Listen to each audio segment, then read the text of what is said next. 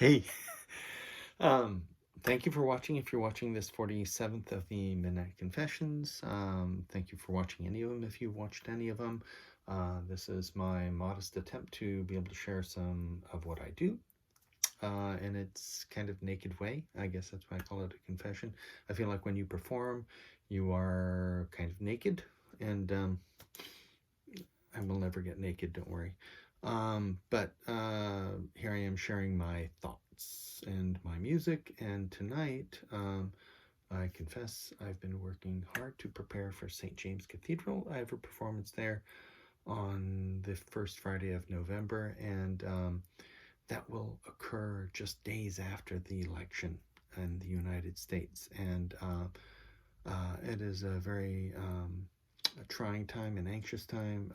I'm cautiously optimistic, but the state of things is very divided and very anxious and very adversarial. And I'm trying to think what I can do to be able to create music that will um, honor these honest emotions, but also offer something that will make a change for good. I wasn't too sure whether I was going to be playing chaconnes and jigs, or laments and tombos and oriamus.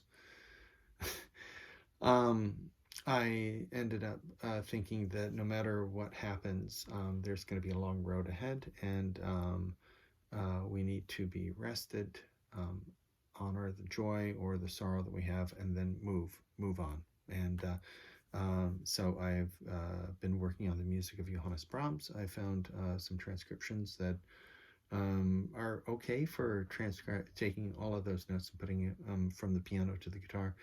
Some of the most special music to me is the intermezzos, Opus 117. I'm opening with Opus 117 number 1, and the penultimate piece is Opus 119 number 1. I close with Peter Maxwell Davies' Farewell to Stromness. So they're very involved. I'm working all month. I'm trying to prepare this. And what do I have for you for tonight? Well, tonight I have a piece that Johannes Brahms was directly influential on. There was a composer who was long of tooth, which is to say that he was kind of old. And he submitted some pieces to a competition, and people disregarded him because he was older. And Johannes Brahms championed this composer and said, "No, this guy knows his craft. He's an artist. We need to hear more music by him." And fortunately, because of this, we heard a lot more music by Antonin Dvorak. And in 1892, after a long series of letters back and forth, Antonin Dvorak came to the United States to be able to work on developing classical music in the United States. It needed, a reboot, as the NPR article said. He worked with conservatories and with institutions, and was asked what kind of advice he could give. And maybe some of you already know this, but the advice that he gave was the future of this, and I quote, the future of this country must be founded upon what are called the Negro melodies, he declared.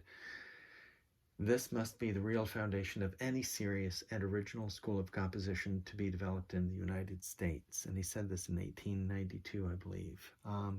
He then wrote the new World Symphony, the string quartet that he's so famous for. And the institutions in the United States turned their back on this advice. And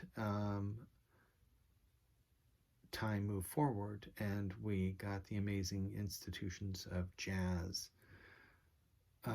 blues,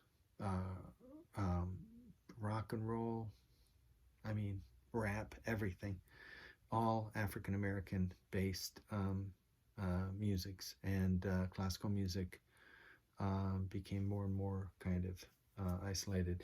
That isn't to disregard the music of Stockhausen or Aaron Copland, but it is to address white supremacy. Anyway, more on that later. It's a very long subject, and I've already gone on 5 minutes, and I'm trying to make these short. I'm going to play the theme to the new World Symphony, which is an interesting kind of inversion. Many people think of this as a spiritual, but in fact it is Antonin Dvorak's sincere love of the American spiritual and his trying to emulate what he loved about it.